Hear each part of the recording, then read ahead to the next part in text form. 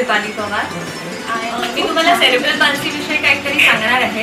आमची ही डिपार्टमेंट डोळ्याच्या हॉस्पिटलमध्ये 2.5 वर्षापासून सुरू आहे आणि सेरेब्रल पाल्सी म्हणजे अशी कंडिशन आहे ज्याच्यात जन्माच्या वेळेला किंवा जन्मानंतर किंवा डिलिव्हरीच्या पिरियडमध्ये ब्रेनला काही डॅमेज होतो आणि मूल जसं नॉर्मल वाढतं तसं ते वाढू शकत नाही।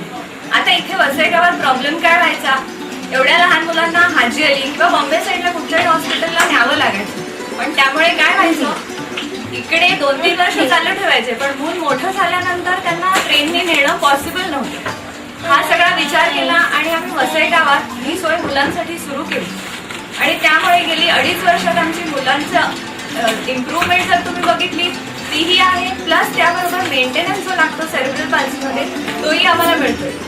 आता याचा अवेअरनेस अजून वसई गावात एवढा आलेला नाही। ही डिपार्टमेंट आमची रोज सोमवार ते शुक्रवार 5 ते 7 अशी वर्किंग असते आणि माझ्या जोडीला मिस्टर श्रीकांत देसलेकर, त्यांच्या मुलांना सायकोलॉजिकल हेल्प देण्यात खूप मोठा वाटा आहे। त्याचबरोबर डॉक्टर लिडिया डिसेल्वा आणि प्लस माझे हे सगळे स्टुडंट्स, असे सगळे मिळून आम्ही रोज संध्याकाळी इथे पेशंट्सना ट्रीट करत असतो। माझं नाव प्रीतम प्रशांत मडकईकर, ही माझी मुलगी रितिका प्रशांत मडकईकर। ती झाली तेव्हा म्हणजे खूप आजारी वगैरे होते आणि नंतर बसायला वगैरे येत नव्हतं आणि जेव्हा चालायला लागली तेव्हा ती व्यवस्थित चालत नव्हती। एक पाय इकडे तर एक पाय तिथे खूप लांब, म्हणजे बॅलन्स नाही यायचं तिला चालताना वगैरे।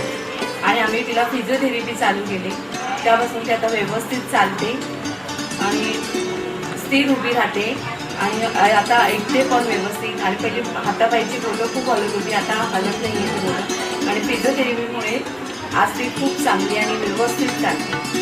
पण मॅडमने खूप आम्हाला मदत केली आणि आम्हाला माहिती पण नव्हतं। तिच्या आजोबांच्या मित्राने सांगितलं इकडे फिजिओथेरपी आहे आणि आम्ही आलो आणि स्टुडंट आणि दीपाली मॅडम यांनी खूप मेहनत घेतली आणि ती आता व्यवस्थित चालते आणि जास्त हलत वगैरे नाही आणि आता स्थिर उभी राहते।